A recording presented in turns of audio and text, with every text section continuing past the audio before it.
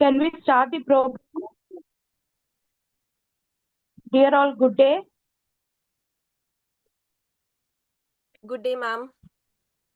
Apurva, can you start welcoming? Sure, ma'am. A very good evening.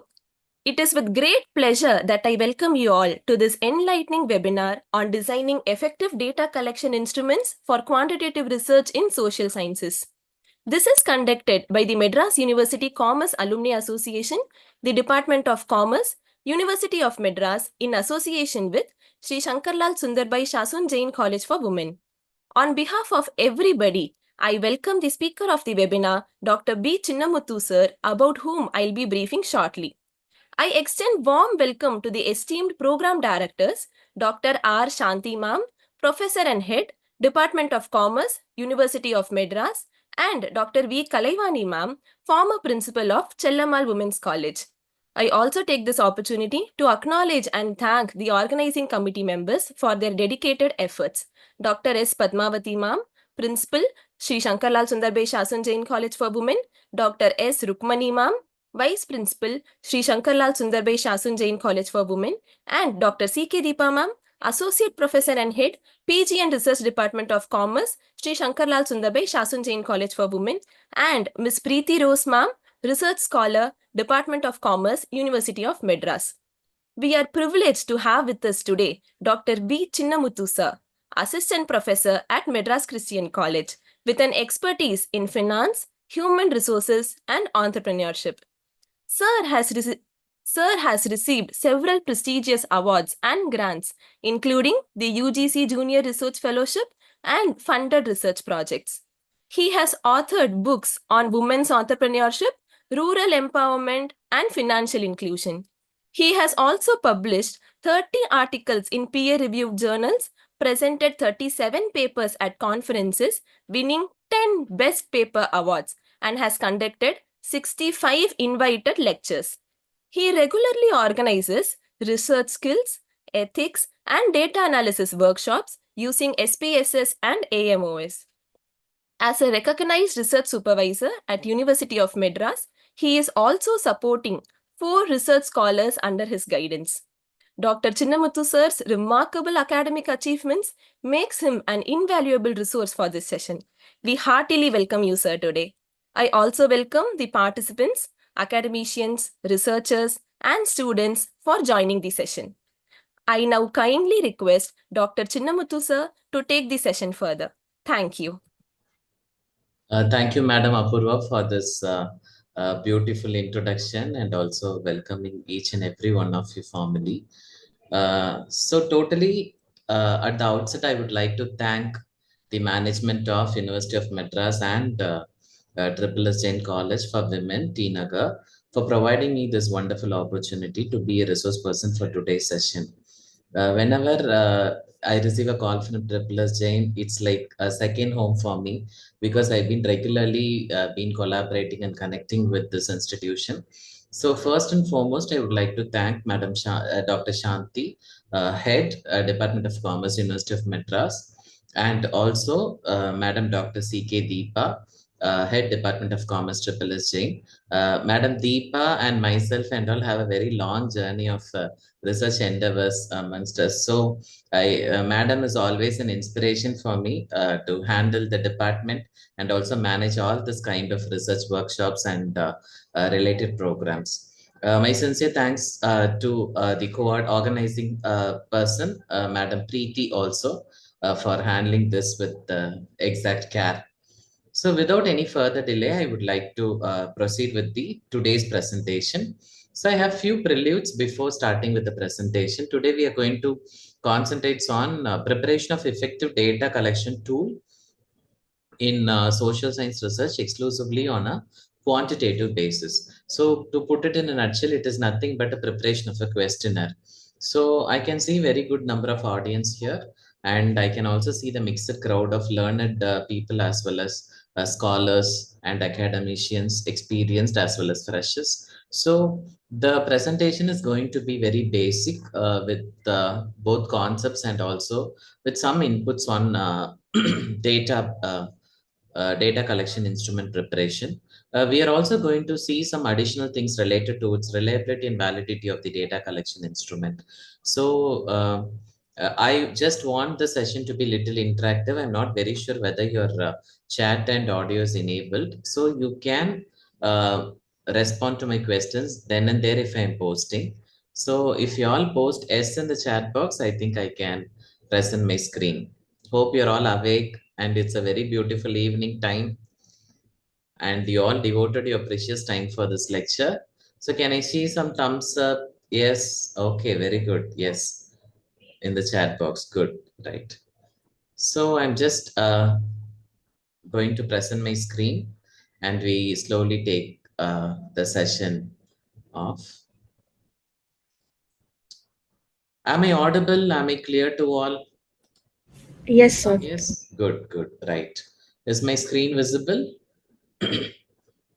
Clear, sir. Okay, perfect. Very good. Right. So first of all, plan of presentation, we are going to see what is data and what is data? Anyone?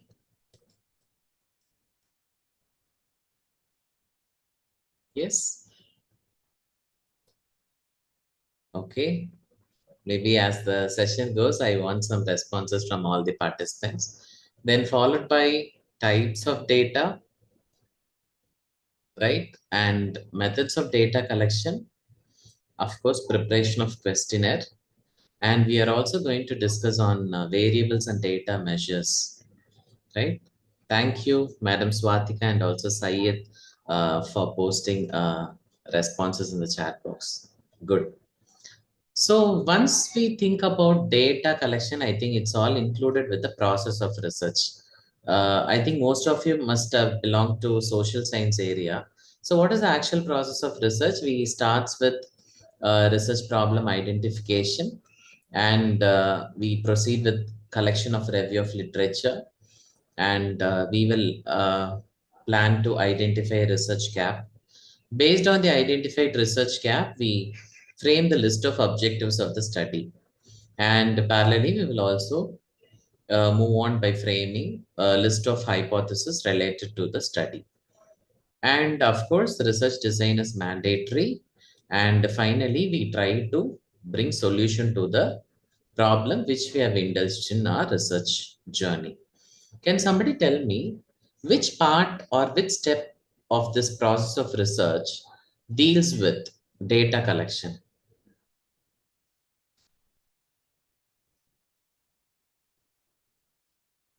Yes. Which step or a part of this process includes collection of data? Okay, excellent. Research design or research methodology. Good. And when we think about research methodology, we have several types of research methodology, starting from very basic type, quantitative and qualitative. Being a researcher, I personally feel if you understand this qualitative and quantitative methodology, that is more than enough instead of breaking your heads with very many type of methodologies. But of course, having a very good understanding on varied methodology is still good. And descriptive analytical research, applied fundamental research, and finally exploratory, conclusive, survey based and case studies research. But research methodology is quite dominant with two types of research design, namely qualitative and quantitative. And at present, I think one more research methodology is quite popular amongst us, and it slowly traveled from abroad to Indian among the Indian researchers too. What is the new research methodology we are all following now, which includes both qualitative and quantitative method? Yes, right. Excellent. I think Syed sir is highly updated and also active in today's session. My appreciations to him. That is mixed method research. Mixed method research is quite popular amongst us because we are slowly trying to work on mixed method where we are not concentrating only on the quantitative research, but we are also giving more importance to the qualitative research. When you think about the quantitative and qualitative research, we come across so many type of research methods and designs. And exclusively, when you talk about data, you need to be very careful about few things. That is, data are of two types: primary and secondary. And whenever you collect a data, the data that you have collected will come under some sort of measurements, which includes nominal, ordinal, and interval, including ratio data. And finally, we have several sources of data. We are not going into two technical points, but some basic overview about it. So, as we discussed, we have two type of data. One is primary and secondary. Today, we are concentrating on which type of data collection, whether it is primary or secondary. It is going to be primary. Perfect. So, we are going to discuss exclusively on the primary data. When you talk about primary data collection, the primary data includes both qualitative and quantitative. Can somebody put it in a very simpler form? What is meant by quantitative data? I want just a one word answer about quantitative data. What you will get out of it when you intend to collect quantitative data. Okay, measurable, very good. Yes. Simple word. If you think about quantitative data, yes, answer is perfect. Numbers. When the data is in a form of numbers, it is quantitative. Then what about qualitative? Again, I want a simple response. What will be coming under qualitative? Okay, only statements. Okay, that's all. I think Madam Kavya has got the point. Whatever the data that is not numerical in form are actually qualitative data. And today we are exclusively concentrating on quantitative data collection. When we talk about primary data collection methods, which is quite quantitative in nature, which includes mainly four, we have so many other methods to collect data too. That is interview, questionnaire, observation, experiments. Can somebody name any few type of data collection methods under qualitative study? For quantitative, we know survey, questionnaire, interview, schedule. Yes. For qualitative study, what might be our data collection methods? Yes. Journals, articles. Yes. Okay. Right. Excellent. It is more about interview, and that too semi-structured or quite unstructured interview. Right. Perfect. And also focus group discussion. And we do have a case study method. These are all some popular method through which we can collect qualitative data. And today we are going to concentrate on questionnaire method and survey method. So when you talk about questionnaire, what is mean by questionnaire? Any one liner related to questionnaire? When you think about this questionnaire, if you want to say any one liner, what it will be? Okay, it's a survey. Beautiful. Yes. It is a data collection instrument. Very good. Yes. What can be a one liner for a questionnaire? Questionnaire is a data collection instrument that consists of, that's all, that consists of set of questions. Perfect. So it is a research instrument that consists of a set of questions which is logically ordered, and it always have open-ended question and closed-ended question. And the questionnaire is quite popular since it is developed in a long back. It is popular since in the 18th century itself. It is popular, and questionnaire will always provide you both qualitative and quantitative data. If you have more open-ended question, there is a point that you can get qualitative data too. So types of questionnaires are of two type. One is structured questionnaire. Mostly you will have closed-ended question. And there is an unstructured questionnaire. Mostly you will have open-ended question. And structured questionnaires will provide you quantitative data. Unstructured questionnaire will provide you qualitative data. And this is an example for unstructured question. where you're directly posting one question and you're giving a space to answer. So you will get qualitative explanation regarding the question. Now we are moving on to partially structured questionnaire with some options, right? What are the services that you expect from our library? It can be ebooks, e-journals, access to online library, photocopying facility. Why this is called as partially structured? Why it is called as partially structured or semi-structured? Why? Due to one option. That option is called others. So if you're not very much thorough with the list of options that you can provide to the respondents, then automatically it will become partially structured. And if your question is going to have a scope to explore some information or to retrieve some insights from the respondents, it will become partially structured questionnaire. And finally, if you say some questionnaire is very much structured, it will have all the possible options to the question without any interventions or without any gap of exploring and everything. So when you talk about questionnaire, it is structured and unstructured. When you talk about type of questions, can somebody list out few types of question that you come across? Yes, any type of questions. Like, yes, very good. Open-ended questions, closed-ended question. Excellent. Yes. And we also have objective type questions. Very good. We are going to see every question one by one today. Yes, Likert 5-point scale question or 3-point scale question. Excellent. Yes. Yes, Madam Niveta, structured and unstructured.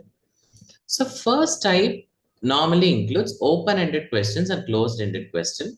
As we all aware, open-ended mostly it will be dominating qualitative content, and closed-ended you try to give all the possible option. It will give more of quantitative responses.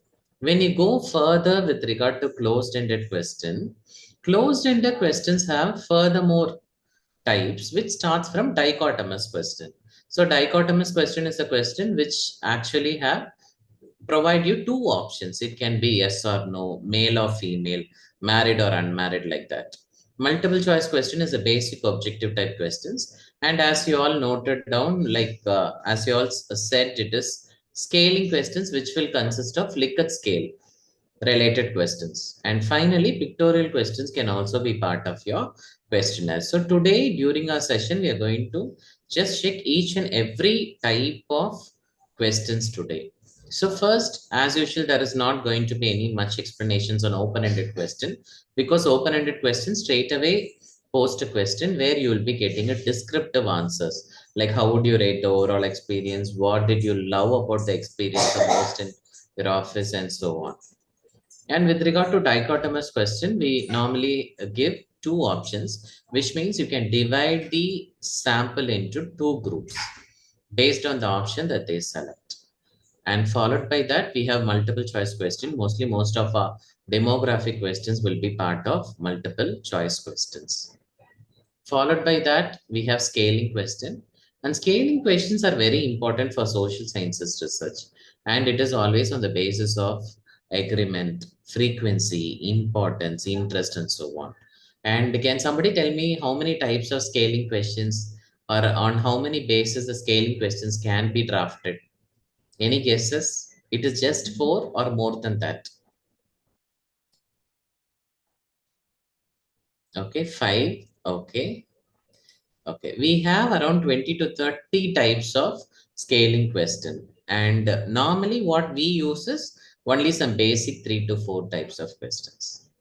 So first, if you're going to frame a scaling question on the basis of agreement, it is very popular amongst us being a social science researchers. We simply ask strongly agree, agree, neutral, disagree, and strongly disagree options. If you want to measure a frequency, then you will post a question like that, like very frequently, frequently, sometimes, seldom, never, and so on. And if you want to measure the importance, it will be like highly important or very important, less important, not at all important, like that. And finally, if you want to measure an interest, it will be highly interested, not interested at all. So likewise, there are 20 to 25 types on basis. You can prepare scaling question, but very popular basis is based on our agreement. So who is this gentleman in the figure? Yes, he is the one who invented scaling questions, and his name is Rennes Likert. Okay, so that is why the Likert scaling questions are named after him. We are calling as Likert 5-point scale, 3-point scale, and so on. And this man is basically an American psychologist. So just think about the scaling question and this gentleman's profession. Scaling questions used to measure what? From the respondents. What is going to be our answer? Scaling question helps us to measure what? Any one response? Excellent. Satisfaction level. Okay, great. Anything else?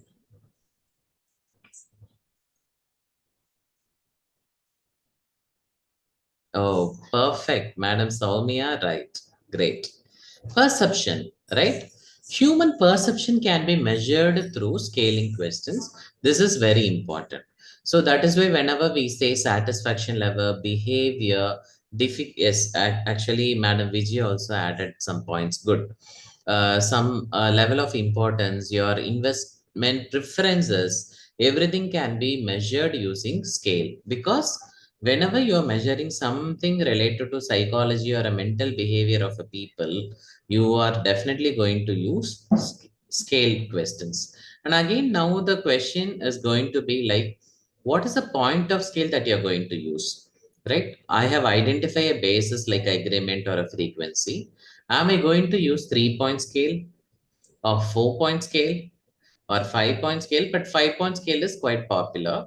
And 6-point scale, we have 7-point, and the scale can go even 10-point, 20-point scale. Can somebody tell why these points are keep on increasing and what is its significance, and at what point we need to use exactly that level of scale?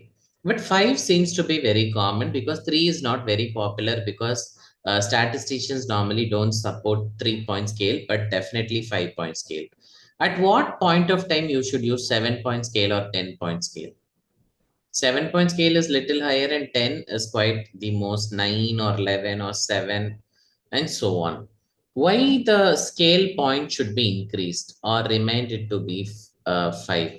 Yes, ranking, very good. Yes. I will give you one example. For accuracy of measurement, yes, very true. I totally agree with you. Great. For example, you are visiting one moderate hotel. In that hotel, when you enter, they will welcome you, and they will make you to put it in a waiting hall. Once the seats are vacant inside the hotel, they will allow you to occupy the seat. And there is a nice music tune that is playing around you with a very nice ambience. And food are served in a very clean, hygienic plates. And food is also very tasty. And the mode of payment of bill is also very convenient to you. This is one service that you have taken. Now, I think if you go to Chennai, we have a seven-star hotel on par to seven-star hotel, which is ITC Chola. If you enter with regard to taking a service, right from you park your vehicle in a parking slot and you meet the receptionist, then you take a lift all the way to your room, comfortability of your room, or a buffet or a food that you're taking up, and the ambience, environment, swimming pool, gym, facilities. There are more facilities you have taken. Now tell me, what is the point of scale that the service provider should provide to the sample or as respondent or a person who have availed the services? What is the point scale that ITC Chola should use, or what is the point scale that a normal moderate hotel should use? Okay, 5 for ITC or moderate hotel. Okay, 7. ITC Chola 7. Okay. Okay. So you got the point. So when the service and exposure is more, the point has to be increased, because when you would have taken 7 services for ITC and you're not very happy with one service, now you have a space to provide 6 marks or 6 points for that question based on your perception. In a moderate hotel, 5 scale is very much enough. If you feel every other service, whatever you have underwent, is good, you can straight away give 5 points for that, right? So using a point scale is very important. It is not that based on our personal choices, 3, 5, 6. No, it is more than that. And the pictorial questions are quite favorite for me in person, but still there is no much scope for me to use pictorial questions. Can somebody tell me pictorial questions can be used to whom?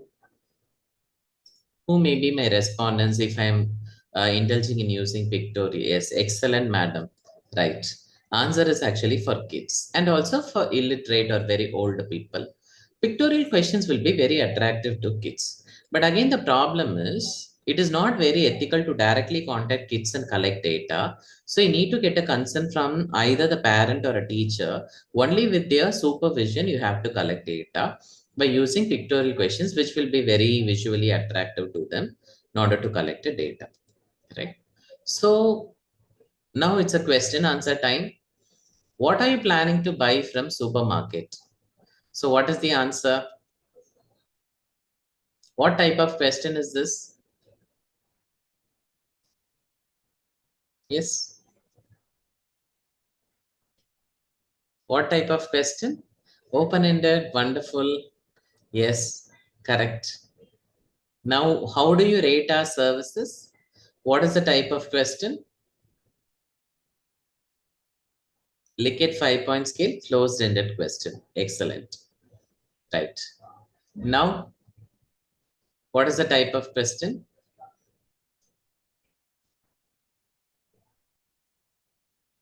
Okay. Unstructured and also objective type. Good. And finally, very easy question. It is a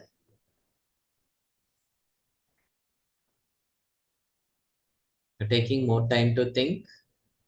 Okay. It is actually a dichotomous question. Excellent. Madam Shiva has pointed out clearly. Very good. Yes. So when you prepare a demographic questions or any questionnaire, it is necessary that you have to include all the type of questions based on its need and requirement. If you want to prepare a demographic based questionnaire, normally we use dichotomous and multiple choice question, and which is very much independent in nature. If you want to frame a questionnaire which actually measures customer satisfaction and so on, you're supposed to use Likert scale questions depend upon the service for which you are actually measuring the satisfaction and so on. So hereafter it is going to be highly contextual. So don't feel very bored. I try to skip here and there. So when you talk about questionnaire designing process, first thing is you need to identify the scope of your research. Only based on that you can take a call. And the scope of the research actually give you a better understanding about the coverage. Your questionnaire is going to be posted to whom, and who are going to be included in your study. And also you need to be very careful that uh, how the respondents are going to face all the questions. And you need to be having a very good clarity about the topic. And you also need to be very careful about the purpose of the questionnaire. And secondly, this is very important thing which I always stress on. That is, your questionnaire should be very easy to understand, and also you should not supposed to use any jargons into it. And you should always you need to ask only one question at a time. You're not supposed to ask so many questions. If you're going to ask so many questions, it will definitely skew the data and confuse the respondents. You cannot easily get a data which is suitable for your study. And if you want to really test whether you frame a variable or a statement or a question which is measuring two areas, you just need to review the face validity of the question and see, have you added any word like and in between the statements. For example, comment on the taste and quality of the food. The statement should not be like that because you are asking two questions which is bound as one. You should avoid such kind of a question. You should always be very flexible with your option. Just imagine that you are receiving one Google form or a questionnaire, entirely kind of open-ended question without much options. To your knowledge, you will get so annoyed and irritated. So only by providing flexible options, how can we provide more options? When you will get a chance to provide more options for a question? Can somebody answer? How can you provide a better answer for a question? More options, providing more options. Only when you're very strong in your subject, one thing. Another thing, you need to do one process perfectly. Then only you can list out a very good list of flexible options. Yes, I think Vinod sir has written it out pointly. When you do your review of literature sincerely and with 100% focus, by considering all the factors and variables, you can place a very flexible options for every question.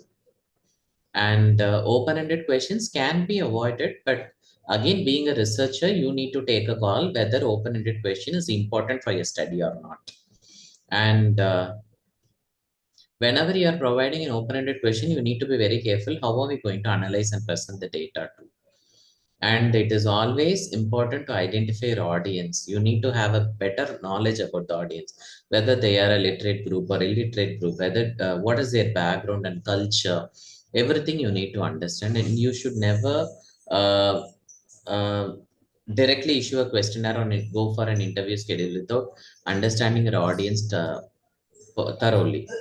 And one more thing I would like to say that don't ever test the emotions of your audience or the respondents. So your question should be very simple, clear, and also it should not be including any content that will that is so sensitized to the respondent. So you should avoid all those.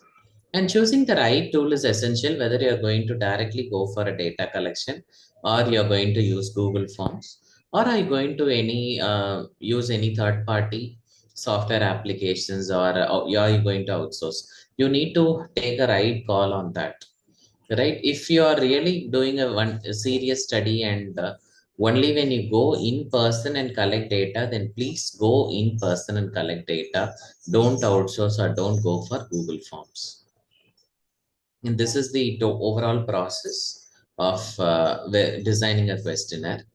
And you can also depend on technology to collect data because you all aware that now technology is really helping you very well to collect data potentially.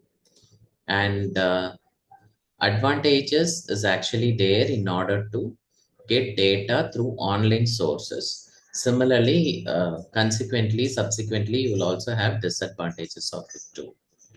And common questionnaire mistakes that researchers should avoid. I'm just going to skip through all the major theoretical slides, and we're also reaching our time on. First, you should not influence the respondent through your statements, and there should not be any incomplete question or incomplete responses. And the question should be very clear, it should not be vague, and there should not be any room or scope for sensitivity based questions, and you should not combine more attributes. That is, you should ask only one question at a time, and too many open-ended questions will irritate the respondents, and you should always consider the respondents experience. That's why I always tell my researchers, before you issue a questionnaire, you just work out and you sit and fill it up and see how long time it requires and what are the areas that is very important that the respondent should intervene on. Everything you experience, then you go and give your questionnaire to somebody or to the respondent. And these are the various mistakes I'm just skipping through because I have orally explained it. Some do's and don'ts. Do set your goals before you start. That is, what is your target sample? How many questionnaires you're going to prepare, print, and issue? And you always limit the length of questionnaire. Keep it very simple.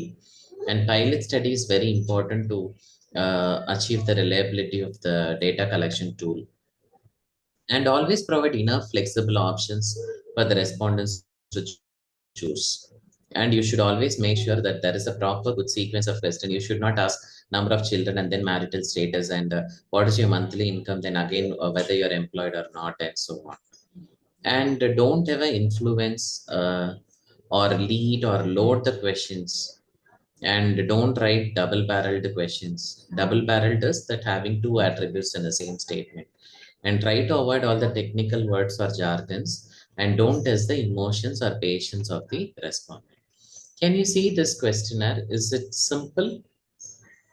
Is it simple or very complex? Can you share your opinions in the chat box? Is it simple or very complex? Yes. Okay, complex. Okay. Why it looks very complex, ma'am? Okay. Why it looks very complex? Okay, simple. Okay, more questions. Good. I can understand, right? It has more questions. Good. Right. Any other inputs about this questionnaire? Okay, it is simple. Okay. Now I'm going to ask you how many type of questions the questionnaire has included with. How many types? Do we have dichotomous question? Can I see some yes or no? Simple response. Just put yes or no. Or you can put Y or N. We can go ahead quickly in a minute. Okay, yes. Do we have multiple choice questions? Yes, very good. Do we have scaling questions? Again, yes, good. Do we have open-ended questions? Do we have open-ended questions? Any open-ended questions are there except don't include name? Anything else? Actually, no. Very good. Right. Okay, now I'm going to ask you a very important question. How many type of variables are included? What are the basic type of variables? I'm just going to talk about basic type of variables. We have two type of variables. One is independent and dependent. Can you identify independent variables from this questionnaire? Yes. Yes, very good. Yes, sir. Do we have dependent variables in this questionnaire? Of course, yes. Very good. Right. And the questionnaire, is it logically arranged? Is it logically sequenced? Yes, very good. Okay, yes. Then is it on it is on the arrangement based on the objectives? Can you think that the questionnaire is actually following the objective of the study? Do you all feel yes? Okay, yes. So now tell me, is this a well organized questionnaire? Can I say some yes or no? Is it a well organized questionnaire? Okay. We always feel this as a very well organized questionnaire because of few points. Firstly, this is not a very lengthy questionnaire. This is just a two-page questionnaire. One. Secondly, the words that are all used in this questionnaire seems to be very simple. And thirdly, we have both independent and also dependent variables. And fourthly, all the types of questions are included here. When we read the title, all the questions are directly related to the title. When we see the sections, totally we can see 4 sections, which means we can easily interpret 4 objectives of the study. So if your questionnaire is simple, then automatically it is a very effective and also a reliable in nature. Yes, madam, you're right. Absolutely. So when you talk about the contents of the questionnaire, we have two variables. One is independent variable and other one is dependent variable. I'm just going to skip through quickly. Independent variable, normally we point out the demographic variable, which will always influence the dependent. And the independent variable will not be influenced by the dependent variable, right? And when you talk about the measurements, we have different types of measurements. I'm not going in detail to it. I'm just going to shed some light on the types of measurement. Basically, we have two type of data. One is qualitative and quantitative. When you think about qualitative, we have nominal and ordinal data. When you talk about quantitative, we have a scale variable which can further be divided into ratio scale and interval scale. We're going to say everything one by one. If you have a response that is just a named variable, it is nominal. If you get a response that is named and also follows some order, then it is an ordinal. Then whatever is not nominal and ordinal, mostly that falls into scale variable, because scale variable can be easily quantified, easily put into a process of analysis effectively, and those measurements can be put into further proportions, orders, percentiles, and everything. So, for example, if you want to see the nominal data, if you ask the gender of a respondents, it is a labeled response you will get, male or female. Occupation of a respondents, again a labeled response you will get. So that is a nominal data. Ordinal scale, blindly you can say it is all Likert 5-point scale questions. And if you talk about ordinal data, again it will follow certain rank, order, and labeled response. Then interval scale is mostly having some numerical scale value like temperatures in degrees Celsius and IQ score in units, income ranges in rupees, and so on. And finally, ratio scales, we normally don't use ratio scales directly, but still you need to have a better understanding about ratio scale also. So finally, you can see one small example with to explain the difference between nominal, ordinal, interval, and ratio. If you say Sue is young and Mary is old, it is nominal. You can just interpret to that extent. If you say Sue is younger than Mary, with a small comparison, it is ordinal data. If you say Sue is 20 years younger than Mary with exact proportional difference, then it is interval data. And finally, if you say Sue is twice as young as Mary, it is actually related to interference related to ratio scale data. So you need to follow certain principles in order to have the data collection instrument very effective. First of all, it should be having a very good clarity. The questionnaire should have a very good clarity, reliability, validity, relevance, and pre-testing. Pre-testing is before going to your main study. You have to pre-test your uh, instrument with at least 30 samples in minimum, and so on. I'm not going in detail to all these principles, but definitely you need to understand two concepts. One is reliability.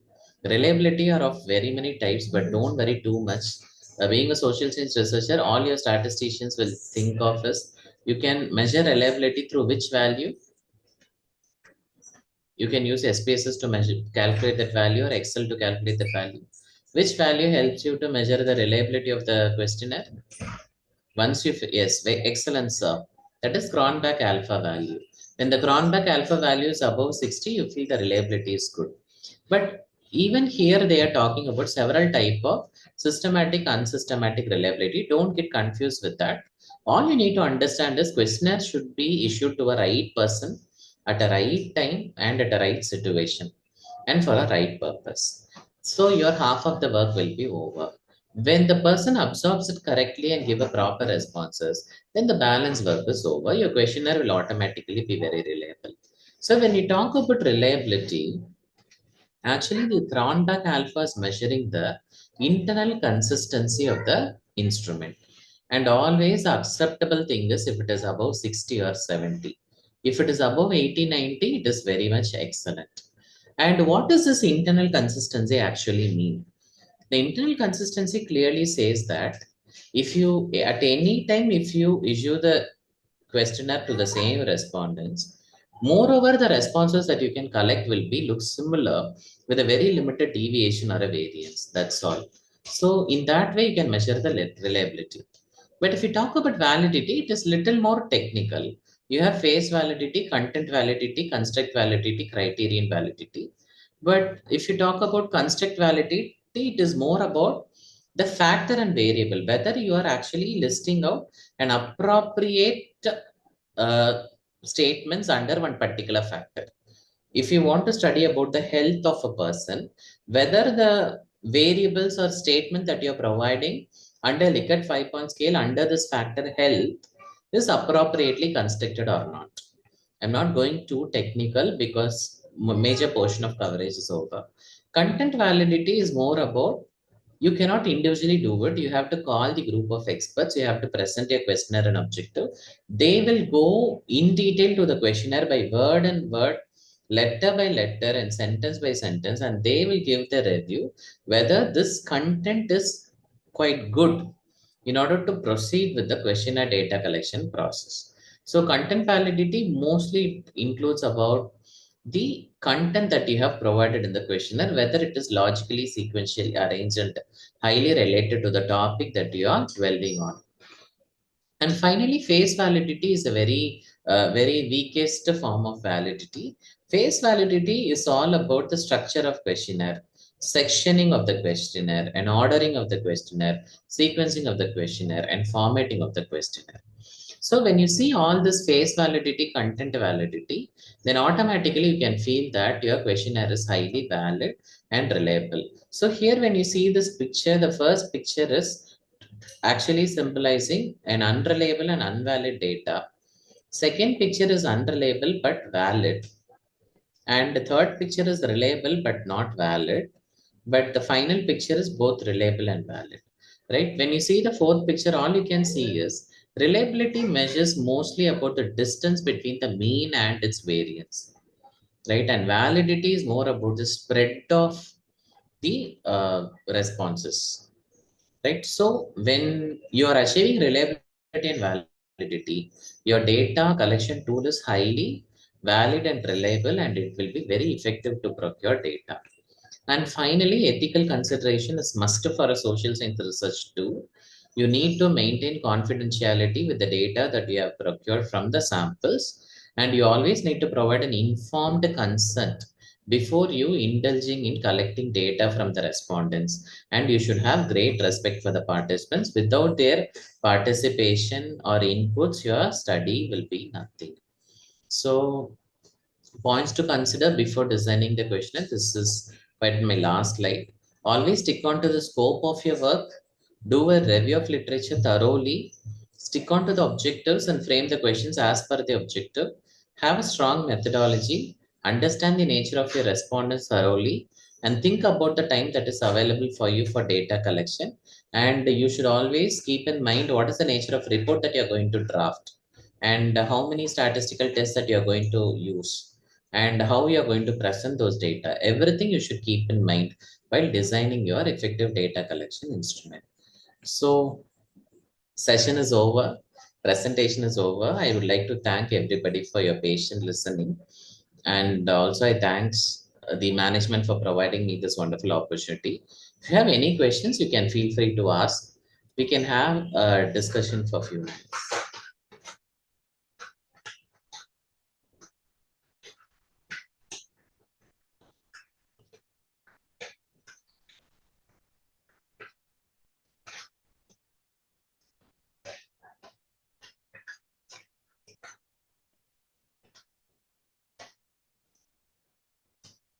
Okay, no more questions. Right. Participants, if you have any questions, you can unmute and ask.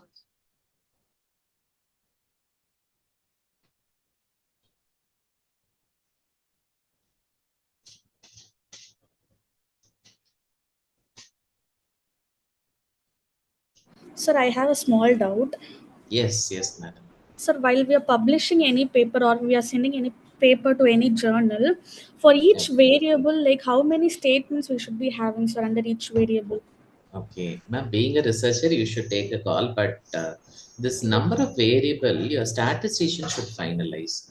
What I normally tell my scholars is that you should always have a minimum variable of 3, and you should not go beyond 7 variables. Uh, it is my personal opinion based on my experience. If you go to the variable below 3, there is no scope for you to list the variable for a factor. You can directly measure the factor.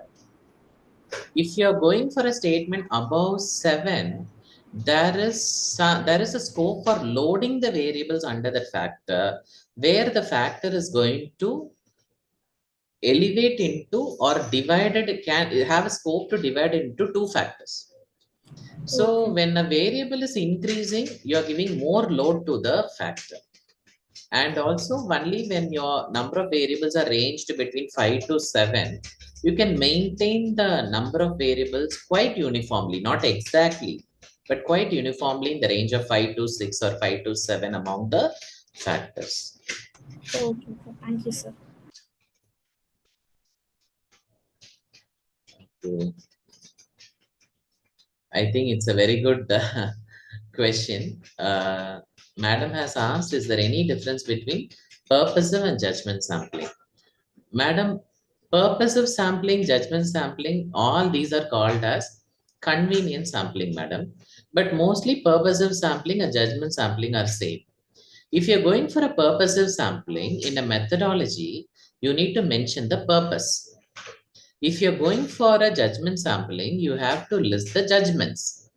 For example, you have selected a female respondents aged between 14 to 18. So you have to give exact purpose. Why you have chosen between 14 to 18? Maybe if the study is related to anemia, you can give a proper review stating that anemic women in Tamil Nadu are majorly in the age group of 14 to 18. So I'm concentrating on that. So there is a purpose for you to go and collect data from that particular sample. So you have a purpose. But if you're following a judgment sampling, you should list the judgment and tell, if people come into my judgments, listed judgments, they will automatically become my sample. Example, you are doing a study on rural women entrepreneurship. What can be the judgments? First judgment is they should be a woman. Second judgment is a woman who should have her own business. What is the third judgment? The topic is rural women entrepreneur. First judgment is gender. Second judgment is business. What is the third judgment? What should be the third judgment?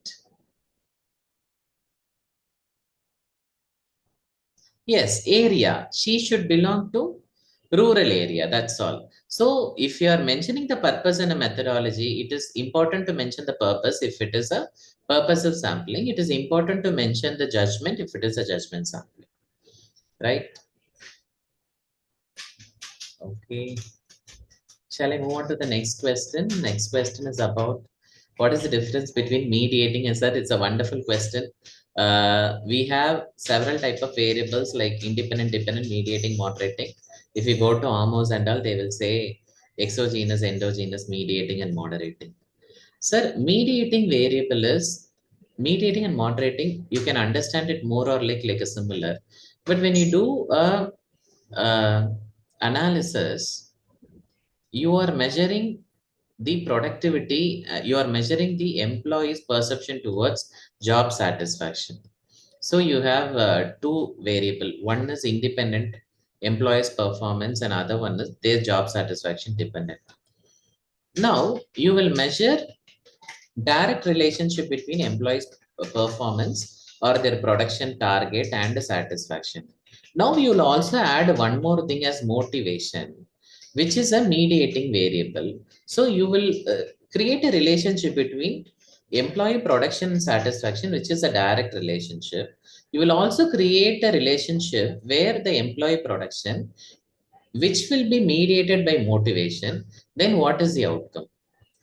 So you will see the significant difference between this direct relationship and also the mediated relationship. Okay, and only when you do the path analysis, I think you can easily do this analysis. But this moderating variable, I think it is more about it is not exactly related to mediating, but moderating variable will see you the significant difference between both impact. I'm not very clear about it, but impact study mostly uses moderating variables. Mediating variables is all about the effect. Okay, so which looks quite similar, but definitely it is different. And the next question, necessary to keep a negative statement in each factor. Sir, if your study is very important and if you feel that your study should definitely test the sample and you're very concerned about the real true responses, then definitely you need to include this negative variable among the positive or a positive variable among the negative statements, sir.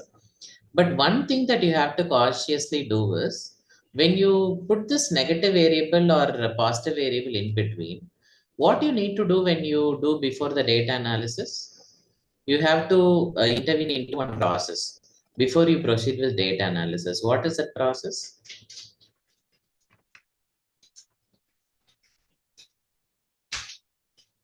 Yes. Yes, reverse coding. Very good. If you forget to do the reverse coding, your data analysis will be in vain. Otherwise, if you are very sincere or if you are very serious with the study, you are very particular to test your respondents that they should not take any lead on filling the questionnaire. They should not be playfully fill the questionnaire. Then definitely you have to do this testing, sir. But by doing it, you can get a very fruitful responses. But one thing is your rejection rate will be more. Can you understand this point, sir? If you're doing a study, then definitely your rejection study will be more. So based on the seriousness of the study, you can incorporate this option, sir.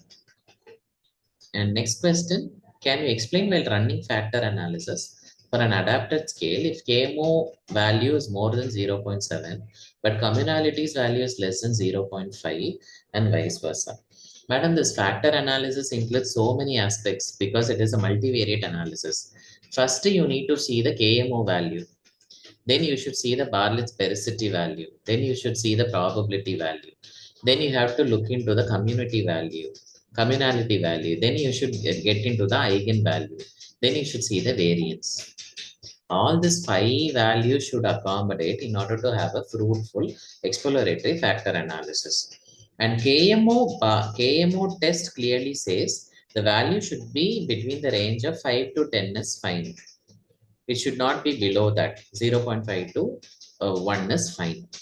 And then when you go to the probability value, that significantly shows the relationship between the factors that has been you're getting.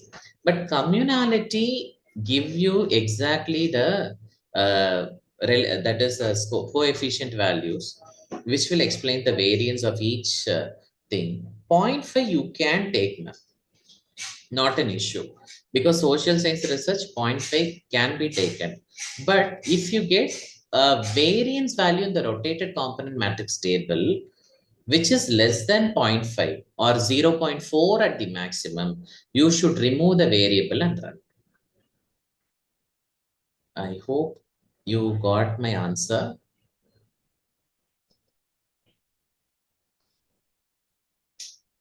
Yes. So is there any other questions that you want me to answer, or shall we wind up the session?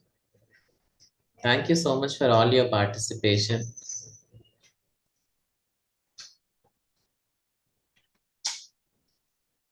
Shall we take a leave, Madam Preeti?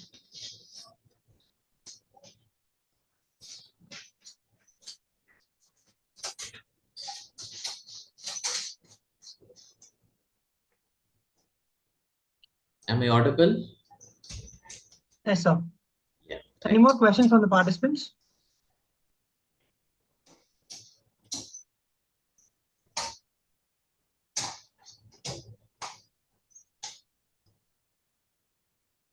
Yes. So there is no further questions. I Okay. think I thank Madam Shanti and also Madam Deepa and also Madam Preeti. I am happy to see Mr. Jabasamvel also joining the session. for this wonderful opportunity and time. Please take care and wish you all the best for all your research endeavors. Thank you. Thank you, sir. So we'll go. Thank you so much, sir. Yes.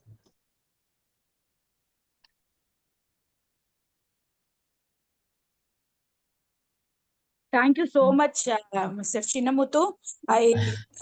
It's my privilege that you have joined. Whenever I ask you for the research forum, you volunteer yourself at any cost. So it was Yes, a ma'am. wonderful opportunity. Thank you so much. Hope your Yes, research madam. journey is going to benefit many researchers in future also. Thank you so much. Thank you. Thank you, madam. It's always pleasure for me to join whenever you call. Thank you. Kavya? Yes, ma'am. Am I audible, ma'am? Kavya to deliver the formal vote of thanks. Am I audible, ma'am? Yes, Yes, ma'am. yes. Okay. Gratitude makes sense of your past, brings peace for today, and create a vision for tomorrow. A very good evening to one and all present here. As we come to the end of this webinar, I would like to take a moment to express my heartfelt gratitude to Program Directors Dr. R. Shanti Ma'am, Professor and Head Department of Commerce UNOM, Dr. V. Kalaivani Ma'am, former Principal Chalamal Women's College, and the management of Sri Shankarlal Sundarbai Shashun Jain College for Women, Principal Dr. S. Padmavati Ma'am, Vice Principal Dr. S. Rukmini Ma'am, Organizing Committee Dr. C.K. Deepa Ma'am, Associate Professor and Head PG and Research Department of Commerce, Ms. Preeti Rose, Ph.D. Full-Time Research Scholar, Department of Commerce, UNOM. Next, I would like to thank our guest, Dr. V. Chinnamuthu sir, for sharing such valuable insights on the topic designing effective data collection instruments for quantitative research in social sciences. Thank you, sir, for sharing your profound knowledge and insights with us. Your presentation has been truly enlightening for us, sir. Next, I would like to thank all the staffs, research scholars from other colleges for participating in the webinar. Thank you. Thank you. Thank you so much. Take care. Thank you so much. Thank you. Dear participant, you have posted a feedback link in the chat box. Kindly fill the feedback link, and you'll receive the participation certificate within a week. Thank you for your patient listening. Thank you.